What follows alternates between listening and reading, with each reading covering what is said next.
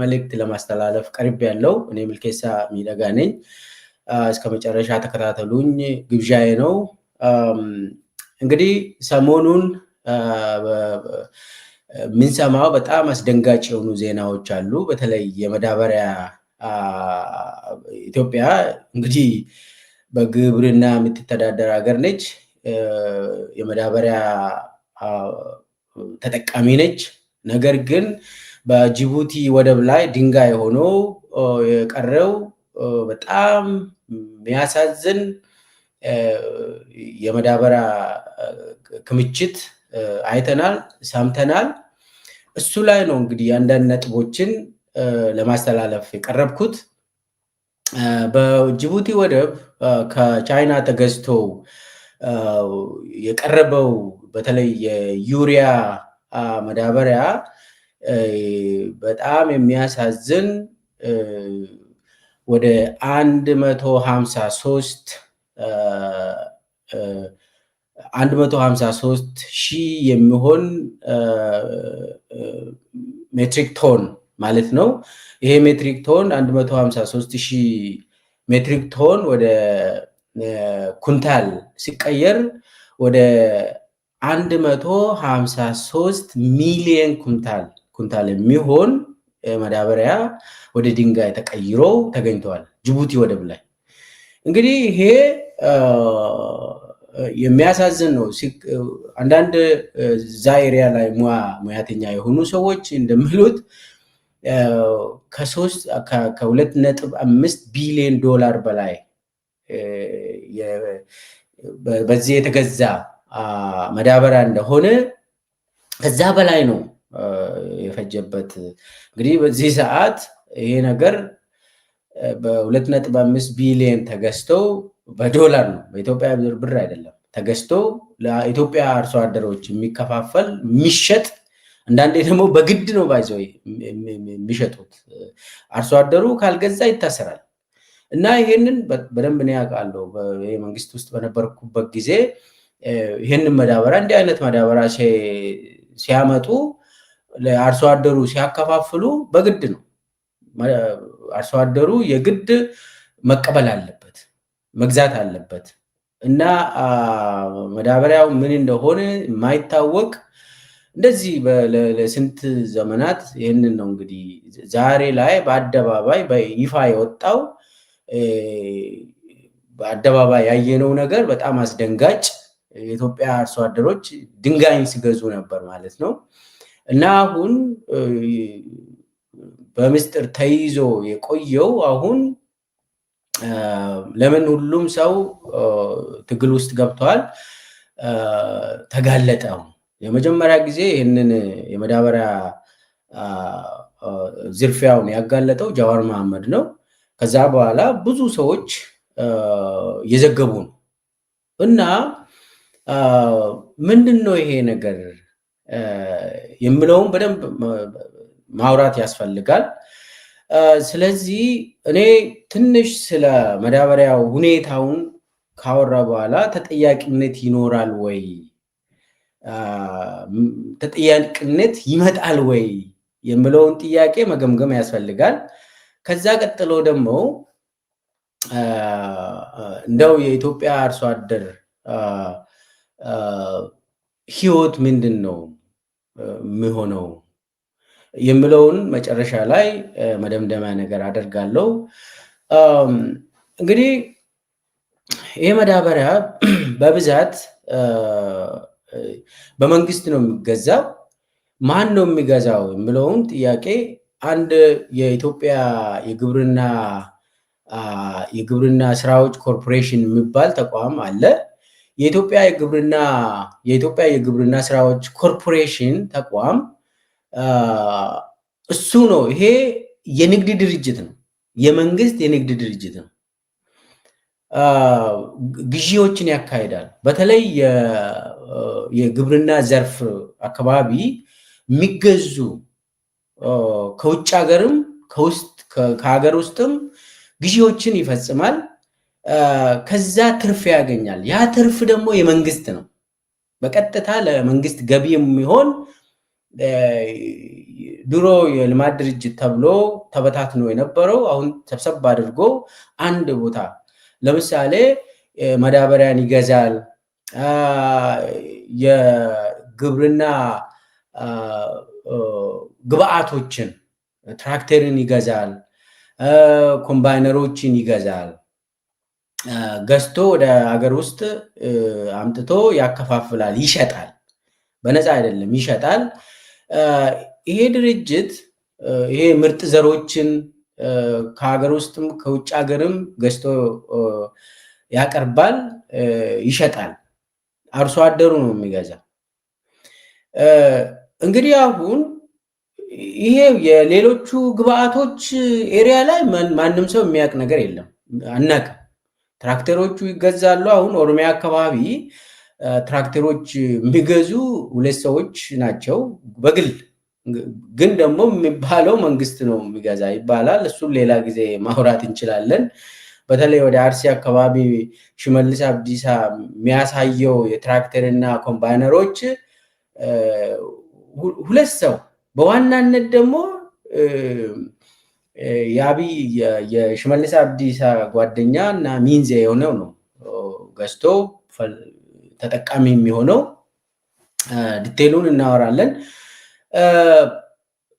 እንግዲህ ይሄ ኮምባይነሮች ምናምን በፌዴራል ደረጃ እንዴት ነው ይሄ የኢትዮጵያ የግብርና ስራዎች ኮርፖሬሽን የሚገዛ የምለውን ብዙ የምናውቀው ነገር የለም። አሁን በአደባባይ የወጣው የመዳበሪያ ጉዳይ ነው። ምንድን ነው መዳበሪያው? የተበላሸ መዳበሪያ፣ ናይትሮጂን የሌለው መዳበሪያ፣ ኒውትረንት ምንም አይነት ኒውትረንት የሌለው መዳበሪያ፣ ድንጋይ መዳበሪያ ከሌላ ሀገር ገዝቶ በጉዞ ላይ ሳለ ድንጋይ ሆኖ ተገኘ። እንግዲህ መዳበሪያ አይደለም ሲጀመርም የተገዛ መዳበሪያ ኮንቴንት የሌለው ድንጋይ ተገዝቶ ተጋለጠ። ስለዚህ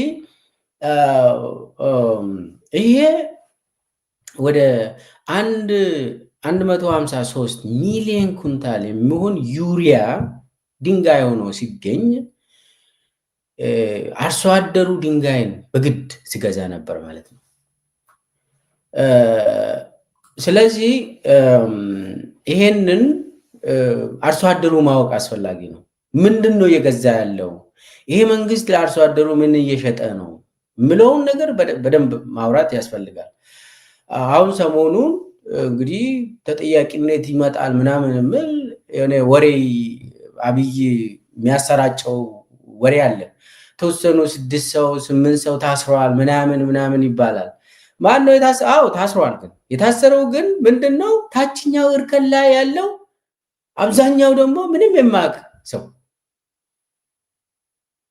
ዘራፊዎቹ አይነኩም። ለምን? ዘራፊዎቹ በአብይ የተሾሙ ስለሆኑ እነሱ አይነኩም። ተጠያቂነት ይመጣል ወይ ብዬ የጠየቅኩት እኔ ተጠያቂነት በአብይ ዘመን ይመጣል የምለው ህልም ነው። ምንድነው? ዘራፊዎቹ ከአንድ መስሪያ ቤት ወደ ሌላ መስሪያ ቤት ሊሸጋገሩ ሊለወጡ ይችላሉ፣ ሊሄዱ ይችላሉ።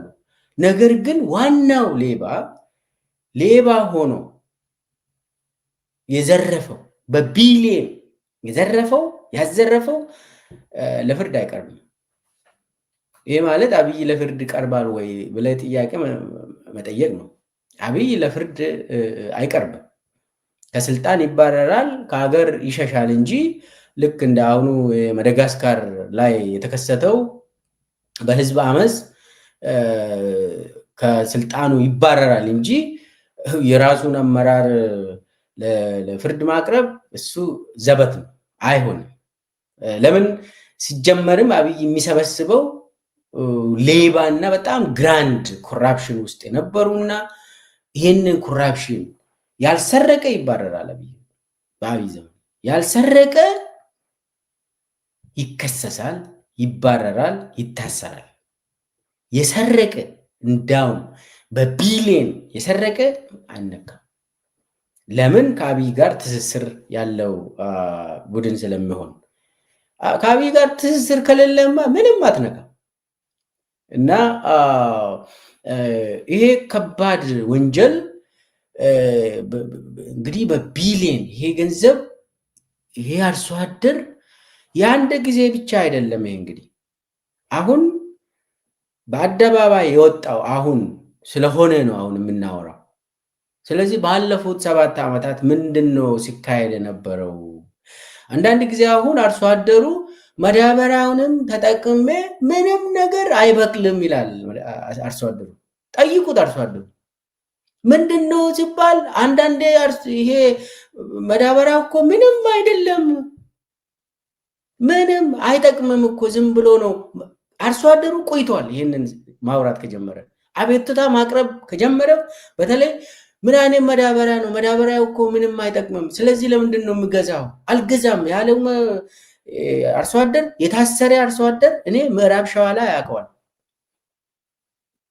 በነ ዳባ ደበሌ በግብርና ሚኒስቴር ኦሮሚያ ግብርና ቢሮ ኃላፊ በነበረበት ጊዜ ማዳበሪያን እንቀበልም ያሉ አርሶ አደሮች ታስሯል። ለምንድን ነው የማትቀበሉ? ምንም ጥቅም የለም፣ ማዳበሪያው ምንም አይፈይድም ብሎ አቤቱታ ያቀረቡ አርሶ አደሮች ታስሯል። ስለዚህ አሁን በአደባባይ የወጣ አሁን ምን አይነት ማዳበሪያ ነው ለምለው ጥያቄ አርሶ አደሩ ምላሽ ያገኘ ምንድን ነው? በአብይ ዘመን ምን አይነት ማዳበሪያ ነው የሚገዛው? ድንጋይ ሆኖ ተገኘ። ይሄ እንግዲህ አሁን አብይ ራሱ ድንጋይ ሆኖ የሆነ ማዳበሪያ ምናምን ብሎ አምነው፣ ነገር ግን ተጠያቂነቱን ለተወሰኑ ሰራተኞች ብቻ 2 6 ምናምን 8 የሚሆኑ ሰራተኞች ብሎ አውቆ ለመሸወድ። እሱ ብቻም አይደለም፣ ይሄ ማዳበሪያ በቀጥታ ገበሬው እንዲገዛ ታዟል። አሁን ደግሞ ይሄ ማዳበሪያ 153,000 ሜትሪክ ቶን ማዳበሪያ በጣም ብዙ ኮንቴነሮች ናቸው እንግዲህ ወደብ ላይ ያሉ። ይሄ ወደ ሀገር ውስጥ ገብተው በየሆነ አዳዲስ ማዳበሪያዎች ተገዝቶ ድብልቅ እንትን አድርጎ አደባልቆ እንዲሰራጭ ሊደረግ ነው። አሁን የማዳበሪያ ቡድን ተብሎ የተቋቋመው ጅቡቲ ላይ ሄዶ ያጠና፣ ከዛ በኋላ ደግሞ ሬኮሜንዴሽን ያቀረበው በጣም ከባድ ነው። ይህንን ማዳበሪያ መጣል ማለት ይሄ ዶላር ከአንድ 2.5 ቢሊዮን ዶላር በላይ የሚሆን የኢትዮጵያ ገንዘብ መጣል ስለሆነ ይህንን አንችልም። ስለዚህ ገበሬው ይግዛና እንደው እንትኑ ክሳራውን ገበሬው ይክፈል የሚል። ገበሬው ምንድን ነው? ለምንድን ነው ገበሬው የሚቀጣ? ለምንድን ነው ገበሬው ድንጋይን የሚገዛ? ይሄ ነው እንግዲህ እንዲህ አይነት ነገር እየፈጸሙ ነው ያለው። እና ይሄ ማዳበሪያ የገበሬውን ሕይወት ለውጠዋል። በጣም በአስከፊ ሁኔታ ነው የለወጠው። አስከፊ፣ በጣም አደገኛ የሆነ ውሳኔ ነው። ገበሬው አርሶ አደሩ ድንጋይ ገዝቶ ለድንጋይ ከፍሎ ምርት ሳያገኝ እየተበዘበዘ ነው። ይሄ ነው በአደባባይ የወጣ። ስለዚህ ምንድን ነው አሁን እነ አብይ ያደረጉት? ከዚህ ለመሸሽ ይሄንን ለመደበቅ ምንድን ነው እያደረጉ ያሉት የምለውን፣ አንደኛ ምንድን ነው ያደረጉት? የአብይ እርምጃ አሁን ምንድን ነው የሆነው? ወደ እሱ ሳልመጣ በፊት ይሄ የኢትዮጵያ የግብርና ስራዎች ኮርፖሬሽን ተጠሪነቱ ለማን ነው? ማን ነው የሚያስተዳድረው የምለውን ትንሽ ማውራት ያስፈልጋል። አንደኛ ይሄ እንግዲህ የኢትዮጵያ የግብርና ስራዎች ኮርፖሬሽን የመንግስት የንግድ እንትን ነው፣ የመንግስት የኢንቨስትመንት ቅርንጫፍ ነው። አንዱ ቅርንጫፍ ነው። መንግስት ገንዘብን የሚሰበስብ ንግድ የሚያካሄድበት መስሪያ ቤት ነው። አንዱ ብዙ መስሪያ ቤቶች አሉ የመንግስት ንግድ የሚሰሩ መዓት ናቸው። እነኚህ የመንግስት ኢንቨስትመንት ስራዎች አንድ ላይ ተሰብስበው የኢትዮጵያ ኢንቨስትመንት ሆልዲንግ የሚባል ተቋም አለ። የኢትዮጵያ ኢንቨስትመንት ሆልዲንግ ወደ ከ40 በላይ የሚሆኑ የልማት ድርጅቶችን ያቀፈ የመንግስት የኢንቨስትመንት ጡንቻ ሆኖ እያገለገለ ነው። የገቢ ጡንቻ ሆኖ እያገለገለ ግልጽ አይደለም አሰራሩ። ለኢትዮጵያ ሕዝብ ግልጽ በሆነ መንገድ አይነገርም። በጣም ከ40 በላይ የሚሆኑ ንግድ ስራ ላይ ኢንቨስትመንት ስራ ላይ የሚሳተፉ የልማት ድርጅቶች ተብሎ የሚታወቁ የመንግስት የልማት ድርጅቶች ተብሎ የሚታወቁ አንድ ላይ ሆኖ ኢትዮጵያን ኢንቨስትመንት ሆልዲንግስ ተብሎ የሚጠራ መስሪያ ቤቱ ስር ነው የሚተዳደሩት። አንዱ ከ40ዎቹ ውስጥ አንዱ የኢትዮጵያ የንግድ ስራዎች ኮርፖሬሽን ነው። የኢትዮጵያ የንግድ ስራ የኢትዮጵያ የግብርና ስራ ኮርፖሬሽን ማለት ነው። ይቅርታ። የኢትዮጵያ የግብርና ስራ ኮርፖሬሽን አጠቃላይ የግብርና ስራዎች በተለይ የማዳበሪያ ዙሪያ ሌሎችም ግብአቶችን ይገዛል፣ ይሸጣል። ምርጥ ዘሮችን፣ የተለያዩ ቁሳቁሶችን ገዝቶ ለአርሶ አደሮቹ ይሸጣል። ተጠሪነቱ ለኢትዮጵያን ኢንቨስትመንት ሆልዲንግስ ነው። ተጠሪነቱ ማን ነው? ይሄ የኢትዮጵያ ኢንቨስትመንት ሆልዲንግስ አመራሮቹ እነማን ናቸው? ኢትዮጵያን ኢንቨስትመንት ሆልዲንግስ አመራሮቹ ከስክሪኑ እንደሚታዩት ዋናው ሰብሳቢው ዶክተር ተገነ ወርቅ ጌቱ ይባላሉ። ሌላው ፍጹም መሰፋ ነች፣ ያው ከአብይ ጋር ስትሰራ የነበረው። ሌላው ደግሞ ዶክተር ብርሃኑ ነጋ ነው። ሌላ ዘለቀ ነው። ሀና አርያ ስላሴም አለችበት። ኢዮብ ተካልኝም በፋይናንስ ሚኒስቴር በነበረበት አለበት። አሁን እንግዲህ ሌላ ሰው ተተክቷል መሰለኝ። ሌላው የብሩክታዬ እንግዲህ ሲኢኦ ነው፣ የዋናው ስራ አስፈጻሚ ነው። ብሩክታዬ አብይ ስር ሆኖ ብዙ ዓመት ያገለገለ ሰው ነው። በጣም ታማኝ የአብይ ተላላኪ ነው እና ብሩክታዬ ነው ዋናው ስራ አስፈጻሚው። ዋናው ይሄ የኢትዮጵያ ኢንቨስትመንት ሆልዲንግ ነው አመራሩ። የኢትዮጵያ የግብርና ስራዎች ኮርፖሬሽን የሚመራው እነኚህ በበላይነት ተጠሪነቱ ለኢትዮጵያ ኢንቨስትመንት ሆልዲንግስ ነው። እሱ ስር ደግሞ በቦርድ ይመራል። የኢትዮጵያ የግብርና ስራዎች ኮርፖሬሽን የሚመራው በቦርድ ነው።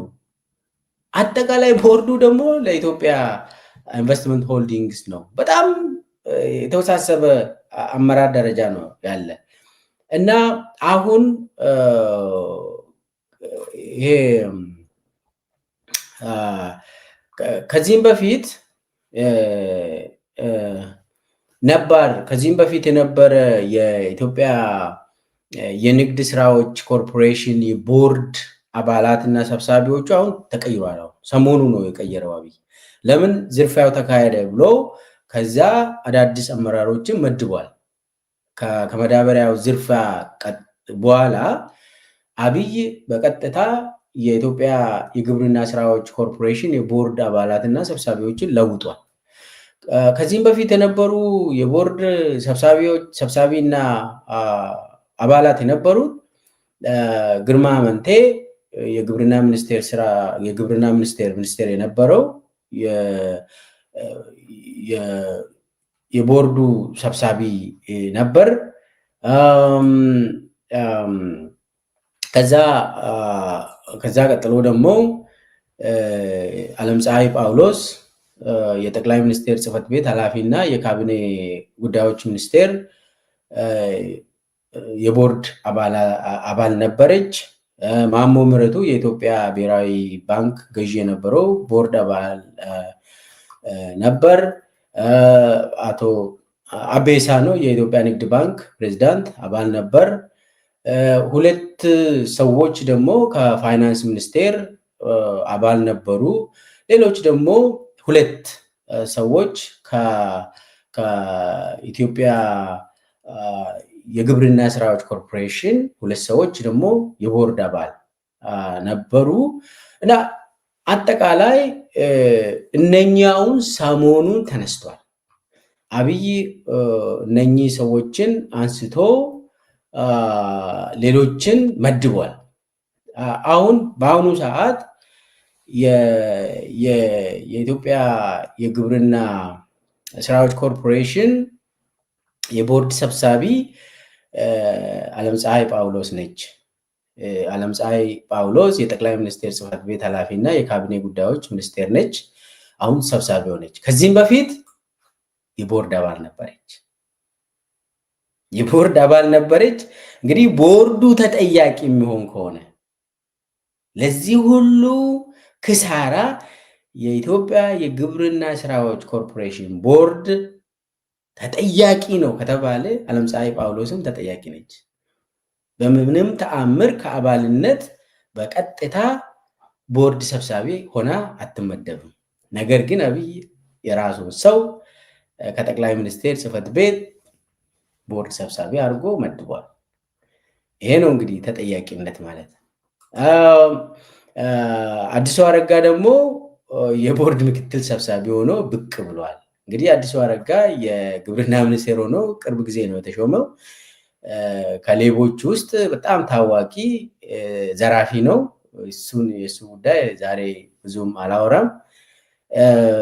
እንግዲህ እሱም ቦርድ ሰብሳቢ ተደርጎ ቦርድ ምክትል ሰብሳቢ ተደርጎ ተመድቧል።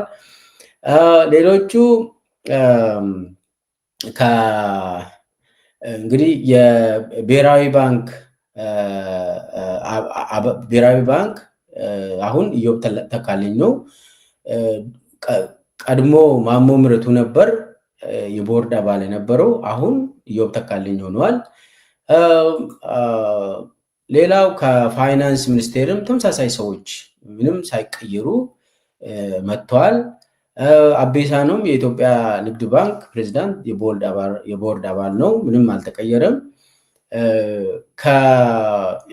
ከግብርና ስራዎች ኮርፖሬሽንም ሁለት ሰዎች ተመድቧል። አዲስ የተመደበው ታከለ ኡማ አሁን ቦርድ ውስጥ ገብቷል። ከዚህም በፊት የኢትዮ ጅቡቲ የምድር ባቡር ትራንስፖርት የቦርድ አባል አልነበረም። አሁን አዲሱ የቦርድ አባል ሆኗል። አሁን ሌላው ደግሞ የኢትዮጵያ ኢንቨስትመንት ሆልዲንግ ቅድም ያወራሁት ዋና በአብይ ዘመን ሁሉንም የልማት ድርጅቶችን ሰብሰብ አድርጎ የሚይዝ ድርጅት አሁን ቦርድ አባል ሆኖ ብቅ ብሏል። ስለዚህ ተጠያቂነት ምኑ ጋ ነው የመጣ? በተለይ ደግሞ ለምሳሌ እነ ዓለምፀሐይ ጳውሎስ ከዚህም በፊትም የቦርድ አባል የነበረችው አሁን ደግሞ የቦርድ ሰብሳቢ የሆነችው ከጠቅላይ ሚኒስቴር ጽህፈት ቤት ነው እንግዲህ እና ማን ነው ተጠያቂ የሆነው? ከዚህም በፊት የቦርድ ሰብሳቢ የሆነው ግርማ አመንቴ እንግዲህ ከስልጣን ከግብርና ሚኒስቴር ስለተነሳ ከቦርድም መነሳቱ አይቀርም። እሱ የታወቀ ጉዳይ ነው። ስለዚህ አሁን ተጠያቂ የሆነው ማን ነው? ማንም ተጠያቂነት አይመጣም። እንግዲህ ተጠያቂነት አይመጣም። አሁን የኢትዮጵያ የግብርና ስራዎች ኮርፖሬሽን የቦርድ አመራሩ ከዚህ ውስጥ እኔ ማን ነው አዲስ? ሌላ ምንም አዲስ ነገር የለም።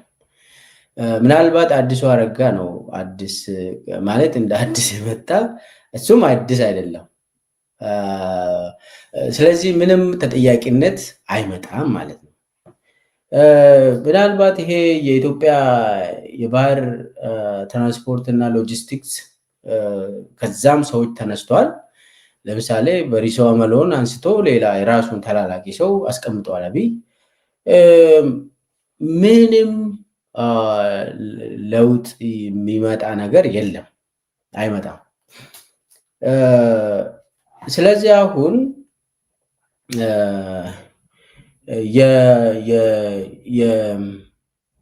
የኢትዮጵያ የግብርና ስራዎች ኮርፖሬሽን ዋና ስራ አስፈጻሚ ተለውጧል።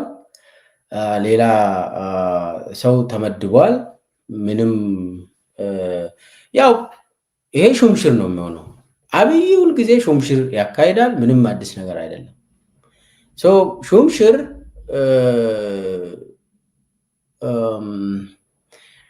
ሹምሽር ይካሄዳል።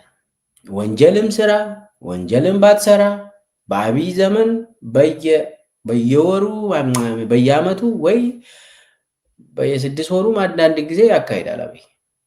ስለዚህ ሹምሽር በአብይ ዘመን ሹምሽር ተጠያቂነት ምናምን አይደለም። ከአንድ ቦታ ወደ ሌላ ቦታ ነው የሚወስደው። ሹምሽር ተካሄደ ሲባል ተጠያቂነት መጣ አይደለም። ማን ነው አሁን ከዚህ የምታሰረው? ዓለምፀሐይ ነች የምትታሰረው። በጣም የምታሽከረክረው በዚህ ቤተመንግስት አካባቢ በጣም ከፍተኛ ስልጣን ያላት ከአብይ ቀጥላ ቤተመንግስት አካባቢ ዓለምፀሐይ ነች። እና ሚኒስቴሮች ለእሷ ነው ሄዶ የሚሰግዱት። አብይን ብዙ ማገኙ ከሆነ ለእሷ ሰግዶ ነው የሚወጡት። እሷ ነች አሁን። ስለዚህ አሁን ብዝበዛው የተካሄደው በአመራርነት ነው። አብይ የሚካፈለው አብይ የሚያካሂደው የኢንቨስትመንት ብዝበዛ ነው። ይሄ ምንም ከአብይ የሚወርድ ነገር አይደለም። ይሄ አብይ የማያውቀው የተገዛ ድንጋይ የለም። አብይ እኔ አላቅም ይሄንን ብሎ አያወራም። ወጥተው ኤኬሌ ነው ኤኬሌ ናቸው ይህንን ያደረጉት ብሎ አያወራም። አያሳምንም፣ ማንንም አያሳምንም። ወጥተው ሹምሽር ማካሄድ ስልጣኑ ነው፣ ያካሄዳል። እሱ የግሉ ቋሚ ስራው ሹምሽር ማካሄድ ነው። ስለዚህ አሁን የኢትዮጵያ የግብርና ስራዎች ኮርፖሬሽን አዲስ ስራ አመራር አገኘ፣ የቦርድ አመራር አገኘ ምናምን የሚባለው ተጠያቂነት ነገር አይደለም። ስለዚህ ጥናቱ መሆን የነበረበት ይሄ ድንጋይ መግዛት ከመቼ ጀምሮ ነው የሆነው? ለኢትዮጵያ አርሶ አደሮች ድንጋይ ከመቼ ጀምሮ ነው ሲከፋፈል የጀመረው? በማዳበሪያ ስም ምንም ናይትሮጂን ኮንቴንት የሌለው ኒውትሪየንት ኮንቴንት የሌለው ምንም አይነት ለአፈር የሚሆን ነገር የሌለው ድንጋይ ገዝተው ይሄ መቼ ነው የተጀመረው? ይሄንም በግልጽ ሪፖርት የተደረገ የለም። ጥናት ተካሂዶ ምን ያህል አንኮ ዝግጅት እየተካሄደ ያለው የተበላሸ ማዳበሪያ አርሶ አደሩ እንዲገዛ አፍንጫውን ይዞ ነው በጥፊ እየመቱ ነው አርሶ አደሩን ገንዘብ የሚቀበሉት። የማይረባ ድንጋይ ግዛ ተብለው እና ይሄ ነገር የአርሶ አደሩ ኑሮን የአርሶ አደሩ ህይወትን ለአስከፊ ሁኔታ ዳርጓል። ስለዚህ ወንጀል፣ ትልቅ ወንጀል ነው የተፈጸመው። ትልቅ ወንጀል ኤግዛክትሊ። አሁን ማን ነው ይህንን ድንጋይ የገዛ? ከየትኛው ካምፓኒ ነው የድንጋይ መገዛት የተጀመረው? ይህ በግልጽ የሚያስጠይቅ ነው። በአብይ ዘመን ግን ተጠያቂ ስለሌለ ምንም አይጠበቅም። ስለዚህ ህዝቡ ጥያቄውን ያራምዳል፣ ህዝቡ ጥያቄውን ይጠይቃል። ለምን አርሶ አደሩ ከዚህ በኋላ ድንጋይ መግዛት አይችልም? የግድ ተጠያቂነት መምጣት አለበት። ካምፓኒዎቹ ከዚህ ከዘራፊዎቹ ጋር አንድ ሆኖ ኢትዮጵያን እየዘረፈ ያለው እነማን ናቸው?